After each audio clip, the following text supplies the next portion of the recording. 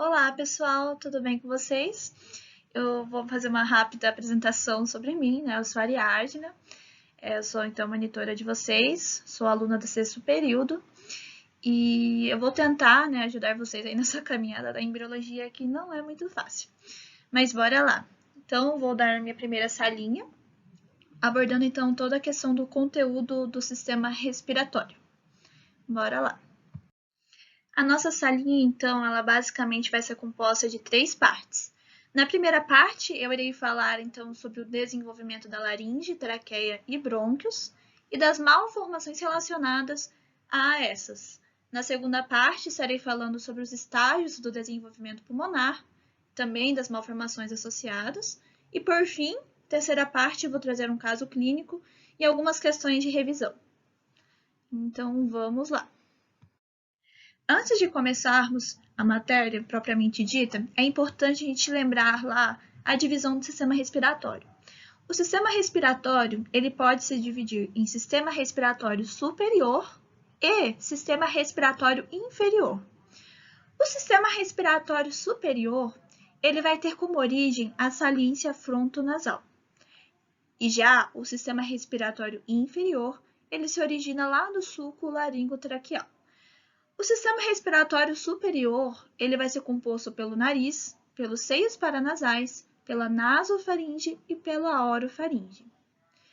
Então, não é difícil a gente lembrar a origem do sistema respiratório superior. Ele tem origem da saliência frontonasal, isso que vai dar origem, então, lá a porção mais superior mesmo da face, a questão do nariz, os seios paranasais, enfim. Já o sistema respiratório inferior, ele vai desenvolver a laringe, a traqueia, brônquios e pulmões. Na nossa salinha, a gente basicamente vai falar sobre o sistema respiratório inferior. Lembrando, então, que a origem do sistema respiratório inferior é o sulco laringotraqueal. O primórdio respiratório, que nada mais é do que o início do desenvolvimento do nosso sistema respiratório, começa a se desenvolver lá na 4ª semana do desenvolvimento. E ele é indicado pela fenda laringotraqueal ou ainda sulco laringotraqueal, que a gente acabou de ver anteriormente, né, que dá origem então ao sistema respiratório inferior.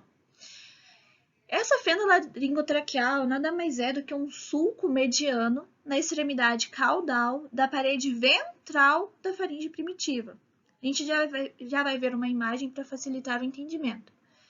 E é importante a gente lembrar também que esse desenvolvimento do nosso primórdio respiratório, do nosso sistema respiratório, ele ocorre caudal ao 4º par de bolsas faríngeas.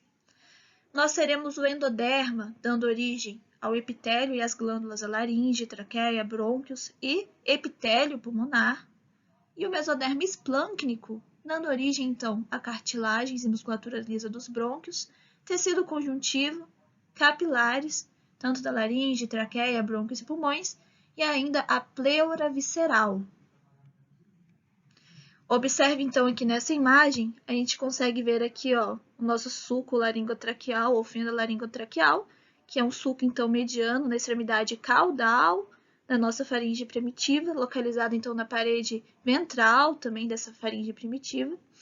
E observe que o desenvolvimento vai ser caudal ao nosso 4º par de arcos faríngeos. Então, olha que a gente tem o desenvolvimento do nosso primórdio respiratório, do nosso sistema respiratório, então, caudal ao 4º par de bolsas faríngeas.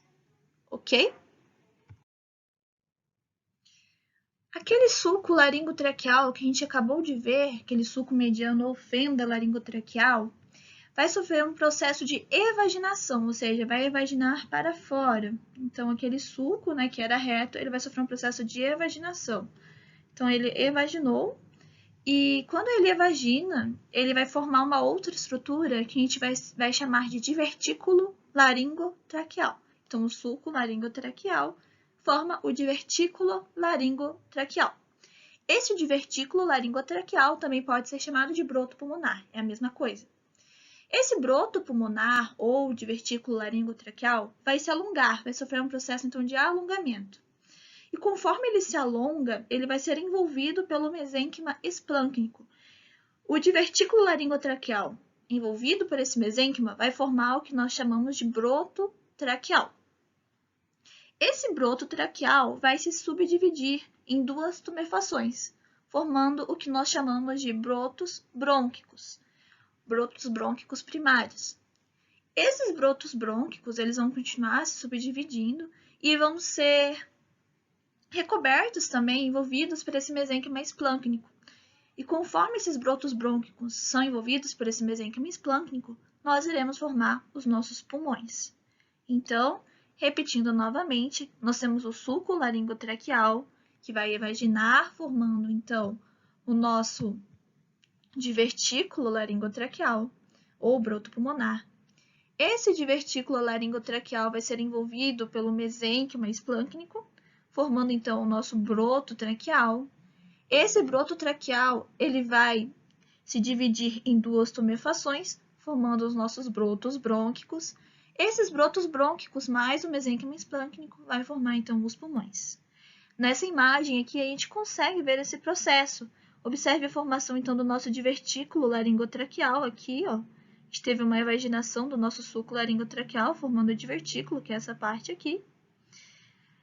Esse divertículo laringotraqueal sofreu um processo de alongamento. Conforme ele se alongou e foi envolvido pelo mesênquima esplâncnico, ele formou o nosso broto traqueal, também chamado de broto respiratório. Esse broto traqueal ou broto respiratório vai se dividir em duas tumefações, como a gente vê aqui, se subdividiu em duas bolinhas, formando então os brotos brônquicos primários. Esses brotos brônquicos primários, por sua vez, também vão ser envolvidos pelo mesênquima, formando então os pulmões. Uma estrutura muito relevante é o nosso septo traqueoesofágico. E o que é esse septo traqueoesofágico? Como ele se forma? Lembra lá do nosso divertículo laringotraqueal, que é formado por meio da evaginação do nosso sulco laringotraqueal? Esse divertículo, ele vai ser composto, ele vai apresentar estruturas denominadas pregas traqueoesofágicas. Essas pregas, elas vão se desenvolver, vão se unir. E quando elas se unem, elas vão formar o nosso septo traqueoesofágico. Então aqui a gente tem o nosso divertículo laringotraqueal, que é formado lá pela evaginação, então, do nosso sulco. Esse tubo, esse divertículo, que é um tubo, ele apresenta estruturas que são tipo invaginações. Aqui, ó, invaginou, onde está. Essas invaginações são chamadas pregas traqueoesofágicas. Essas invaginações, elas vão se desenvolvendo até se fusionar. E quando elas se fusionam, a gente forma o nosso septo traqueoesofágico. E esse septo traqueoesofágico, ele é muito relevante porque ele vai dividir o nosso tubo em porção ventral, também chamada de porção ou tubo laringotraqueal, e em porção dorsal. A nossa porção ventral, como o próprio nome diz, tubo laringotraqueal, vai formar o quê? Vai formar a nossa laringe, a nossa traqueia, brônquios e pulmões. Já a porção dorsal vai formar o esôfago e a nossa orofaringe. É só lembrar lá na anatomia. A traqueia, ela fica anterior ao esôfago. Então, da mesma forma, esse tubo, quando ele se subdividir, a porção ventral vai formar, então, a nossa traqueia, com nanoristema, laringe, brônquios e pulmões, e a porção dorsal vai formar, então, o nosso esôfago e a nossa orofaringe. Observe essa imagem aqui também para facilitar o entendimento de vocês. Então, aqui a gente tem o nosso tubo laringotraqueal ou divertículo laringotraqueal. Esse divertículo apresenta aqui, ó, as nossas pregas traqueoesofágicas. Então, essas estruturas aqui são bem importantes. Então, a gente tem as pregas traqueoesofágicas. Essas pregas, elas vão se fusionar. E essas pregas fusionadas vão formar, então, o que nós chamamos de septo traqueoesofágico. E esse septo, então, ele é muito relevante porque ele vai formar, então, na região dorsal aqui o nosso esôfago e na região ventral aqui o nosso tubo laringotraqueal. Beleza? Já indo, então, para a parte prática, eu trouxe aqui uma lâmina, né, que a gente costuma ver no laboratório de êmbrio. E aqui a gente consegue verificar o nosso septo traqueosofágico. Então, observe aqui nessa lâmina que a gente tem o nosso tubo, o nosso divertículo laringotraqueal, e esse divertículo já está com o septo traqueosofágico formado. Então, já fusionou as nossas pregas traqueosofágicas. Observe, então, que aqui na região dorsal do nosso divertículo, a gente tem o primórdio do esôfago, que é mais achatado. E na porção ventral, nós temos o primórdio da traqueia. Veja, observe que a traqueia ela já é mais redondinha, mais circular mesmo. Então, não tem como confundir caso caia na prova prática. E já no cantinho aqui, a gente já tem o nosso mesoderma esplâncnico já, né, envolvendo, então, o nosso tubo laringotraqueal. Ok?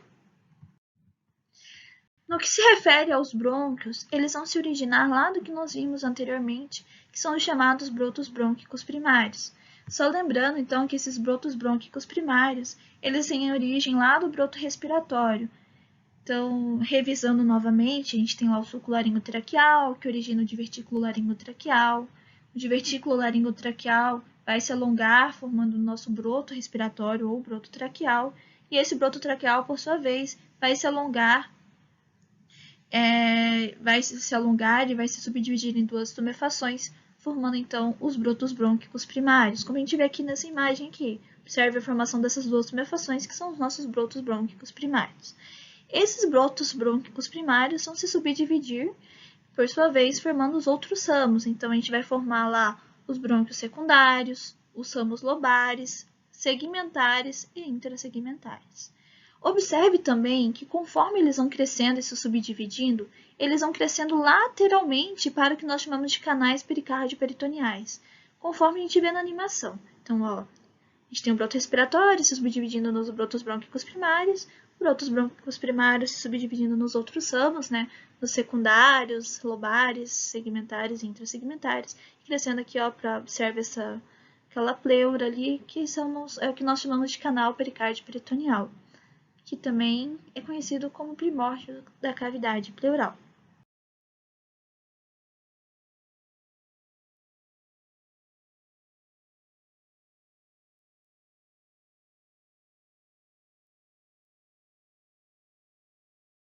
Se refere à laringe, nós temos o seu epitélio e glândulas sendo derivados lá do sulco laringotraqueal e os seus músculos e cartilagens sendo provenientes do quarto e sexto arcos faríngeos.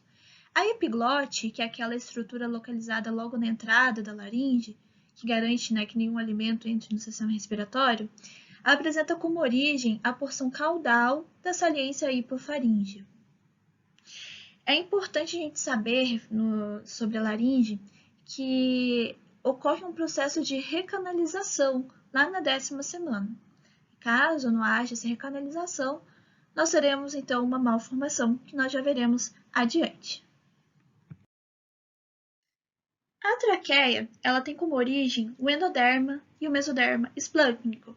Só lembrando aqui então novamente essa imagem, observe então a formação do nosso primórdio, né, da traqueia, que vai se derivar então lá daquela septação do nosso divertículo laringotraqueal, sendo que a porção anterior desse divertículo, né, vai formar então o nosso primórdio da traqueia. Beleza? Para finalizar então a primeira parte da nossa salinha, vamos ver as malformações relacionadas às estruturas que acabamos de ver. Iremos então discutir sobre todas essas malformações aqui listadas. Vamos lá então. Uma malformação relacionada à laringe é a atresia laríngea, também conhecida como síndrome da obstrução congênita das vias aéreas superiores. Essa atresia laríngea, ela tem como causa a não recanalização da laringe. Lembra que a laringe ela deve sofrer um processo de recanalização lá na 10ª semana, durante o seu desenvolvimento? Caso tenha uma falha nessa recanalização, eu vou levar a uma obstrução, então, das vias aéreas superiores. É importante a gente lembrar a diferença entre a atresia e estenose. A atresia ocorre quando você tem um tubo terminando em fundo cego. Já a estenose é quando você tem o estreitamento do canal. Então, nesse caso aqui, a gente não vai ter a recanalização, então praticamente eu não vou ter nenhuma luz nesse tubo. Então, ele vai terminar em fundo cego. O que vai acontecer? Qual que é a característica dessa malformação? Uma característica é que na porção distal a essa obstrução, a gente vai ter a dilatação das vias aéreas e, por consequência, os pulmões eles vão ser capazes de produzir ecos no ultrassom, por estarem cheios de líquido. E esses pulmões, então, capazes de produzir ecos, eles são chamados de pulmões com hiperecogenicidade. Então, se vocês virem na prova ou em qualquer lugar, um caso clínico, essa característica, pulmões com hiperecogenicidade, você tem que lembrar, então, dessa atresia laríngea, porque esse pulmão cheio de líquido capaz de produzir esses ecos no ultrassom é bem característico dessa malformação. Uma malformação bastante relevante é a fístula traqueoesofágica. E o que é essa fístula? A causa dessa fístula é a divisão incompleta do septo traqueoesofágico, ou seja, é a presença de um septo defeituoso. Lembra lá que a gente tem no divertículo laringotraqueal as nossas pregas traqueoesofágicas e que essas pregas elas devem se desenvolver e se fusionar formando septo? Caso a gente não tenha essa fusão completa formando esse septo, a gente vai ter então uma comunicação entre a traqueia e o esôfago. E essa comunicação nada mais é então do que essa fístula, que é decorrente então dessa septação incompleta. Ela é uma malformação de origem genética de herança multifatorial, apresenta um predomínio no sexo masculino e ela está associada geralmente à atresia esofágica, ou seja, um esôfago terminando em fundo cego. Nós temos diversos padrões, então, dessa fístula traqueosofágica. Observe aqui na imagem, aqui na letra A gente tem aqui um esôfago atrésico, ou seja, terminando em fundo cego, sendo que a sua porção distal, né, do esôfago está se comunicando com a traqueia. Então, a gente tem um esôfago com fundo atrésico, um fundo cego, e aqui uma porção do esôfago se comunicando com a traqueia. Nós podemos ter também uma fístula aqui que é um formato assim mais comum de comunicação, né? Comunicando então aqui sem a presença do esôfago atrésico, então só uma comunicação mesmo entre o esôfago e a fístula. Nós temos aqui na imagem C a presença também de um esôfago atrésico, só que a gente tem uma fístula então da porção mais proximal, né, do esôfago, então a presença da fístula comunicando essa porção proximal do esôfago com os brônquios. E aqui, por fim, nessa imagem, nós temos, então, tanto uma fístula nessa porção proximal desse esôfago atrésico, como uma fístula nessa porção mais distal do esôfago. Então, são várias formas, então, de manifestação dessa fístula traqueosofágica.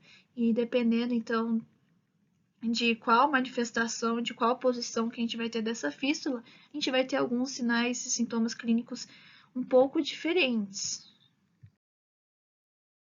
A fístula traqueosofágica, ela tem alguns sinais e sintomas bastante importantes e bem perigosos. Isso porque a fístula, né, ela vai permitir com que o alimento e a saliva percorra o caminho do esôfago e chegue até os pulmões por meio dessa comunicação do esôfago com a traqueia. E isso vai causar tosse, sufocamento, dificuldade respiratória e possivelmente até uma pneumonia aspirativa, pneumonia por aspiração, em decorrência, né, da inalação de alimentos ou de saliva. Os alimentos ou líquidos nos pulmões, eles ainda podem evitar a oxigenação do sangue, causando a nossa cianose, né, que é aquela tonalidade azulada da pele do bebê. Observe que nessa animação, a dificuldade respiratória, né, observada no padrão respiratório do bebê, vem com a presença dessa saliva aerada, decorrente então dessa comunicação entre a traqueia e o esôfago. Então, de maneira geral, os sinais e sintomas presentes nessa fístula traqueosofágica é o polidrâmnion, a aspiração, né, que pode levar a uma pneumonia aspirativa, a presença de vômitos, presença da saliva aerada, a dificuldade respiratória também é associada então à cianose, um caso mais severo. A estenose e a atresia de traqueia ocorre quando a gente tem uma divisão desigual do intestino anterior. Lembrando que a estenose nada mais é do que o estreitamento do canal, já a atresia é quando a gente tem a terminação em fundo cego desse canal. Essa estenose e atresia vai levar então a uma obstrução das vias aéreas superiores com uma consequente dificuldade respiratória. Observe que nessas imagens a gente consegue ver então essa estenose da nossa traqueia. Observe aqui que a gente tem uma estenose, há diversos níveis de estenose traqueal e de outras estruturas também. Nesse caso aqui a gente tem uma estenose, digamos assim, menos pior. Aqui a gente já tem uma estenose mais importante, né, nessa traqueia. E aqui a gente já tem uma estenose que acomete não só a traqueia, mas também já acomete os nossos brônquios principais. Nessa imagem aqui, a gente também consegue ver a presença de estenose da traqueia, representada então bem aqui onde está setado com essas setas. Outra malformação associada à traqueia é o divertículo traqueal. Esse divertículo traqueal ocorre quando a gente tem uma projeção da traqueia que termina em fundo cego. Observe aqui na imagem, a gente tem a traqueia e uma projeção dessa traqueia terminando então em fundo cego. Isso daqui é o divertículo traqueal. Esse divertículo traqueal, por terminar em tecido semelhante ao tecido pulmonar, ele pode formar o que nós chamamos de lobo traqueal do pulmão. Então, essa estrutura, esse lobo traqueal do pulmão, é decorrente, então, dessa projeção da traqueia em fundo cego, desse divertículo traqueal, terminando em tecido semelhante ao pulmonar. Observe aqui nessa imagem ao lado a presença de um divertículo traqueal, setado aqui em verde. A fenda laringotraqueosofágica nada mais é do que uma comunicação entre a laringe, a traqueia e o esôfago. Essa comunicação vai ter como consequência sintomas semelhantes aos sintomas da fístula traqueosofágica. Além do mais, a gente vai ter, além daqueles sintomas vistos, né, referente à fístula, do polidrâmino, da saliva aerada, dificuldade respiratória, além de todos aqueles sintomas, a gente vai ter, somado a isso, a afonia. Isso porque a gente vai ter essa comunicação com a laringe. Então, decorrente dessa comunicação com a laringe, a gente vai ter a afonia. Então, isso aqui é bastante importante. Então, o que diferencia a fístula, os sintomas da fístula traqueosofágica para essa fenda laringotraqueosofágica é a presença da afonia. Vamos retomar, então, pessoal, novamente essas malformações que a gente acabou de ver, de forma mais resumida, focando, então, no mais importante. A atresia laríngea, né, que é aquela não recanalização da laringe, ela tem como característica muito importante a questão da hiperecogenicidade dos pulmões. Então, lá, durante o ultrassom, os pulmões eles vão emitir ecos, decorrente, então, daquele acúmulo de líquidos. Então, lembrar da hiperecogenicidade dos pulmões. A atresia traqueal e estenose traqueal, é importante a gente lembrar da diferença entre as duas, né, que a atresia é uma obstrução total do canal e a estenose é uma obstrução parcial, é um estreitamento do canal. Então, lembrar dessa diferença, né, de estenose e de atresia. E ambas, né, vão levar, então, a uma dificuldade respiratória, a uma obstrução dessas vias aéreas superiores, sendo que elas são decorrentes daquela divisão desigual do intestino anterior. A fístula traqueosofágica, ela é muito importante de ser lembrada. É importante vocês saberem certinho a questão do porquê que a gente tem essa fístula, que se decorre, então, daquele septo defeituoso. A gente tem a presença de um septo traqueosofágico defeituoso, ou seja, é uma septação inadequada do divertículo laringotraqueal. E lembrar, então, das características dessa fístula, dos sinais e sintomas dessa fístula, sendo que um dos mais importantes é o polidrâmino, a presença de saliva aerada e a questão de dificuldade respiratória e aspiração para os pulmões. A fenda laringotraqueosofágica, o que a gente tem que lembrar é a presença da afonia, né? Então, além dos sintomas e dos sinais que são semelhantes ao da fístula traqueosofágica, o que difere aqui é que, devido à comunicação com a laringe, a gente tem a afonia. E, por fim, lá no divertículo traqueal, Esse divertículo traqueal nada mais é, né, do que a projeção da traqueia em fundo cego, e uma característica importante é que a gente pode formar o lobo traqueal do pulmão. Então, esse divertículo traqueal, geralmente ele forma esse lobo traqueal do pulmão. Então, nessa primeira parte dessa linha, nós temos que saber basicamente isso.